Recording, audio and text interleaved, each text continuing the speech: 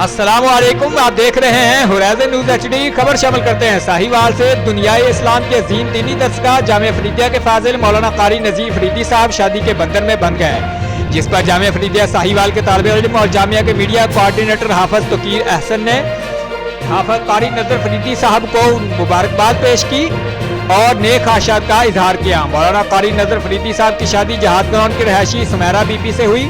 تقریب نکاح میں خصوصی شرکت صاحبزادہ قبلہ ڈاکٹر مفتی پیر محمد مظہر فرید شاہ محترم شیخ الحدیث جامعہ فریدیہ نے کی اور نکاح بھی پڑھایا اور نکاح کی مبارکباد پیش کی اور دعاؤں سے بھی نوازا۔ اس کے علاوہ دعوت ولیمہ میں خصوصی شرکت صاحبزادہ پیر اظہر فرید شاہ خطیب جامع مسجد اولیاء جامعہ فریدیہ نے کی۔ آپ نے بھی اپنی محبت بھری دعاؤں سے نوازا۔ علاوہ ازیں شہر کی سیاسی سماجی شخصیت نے بھی شرکت کی اور شہر کے سادات کرام نے بھی شرکت کی۔ رپورٹ محبوب چودھری، سرپرست اعلیٰ ہورائزن نیوز HD۔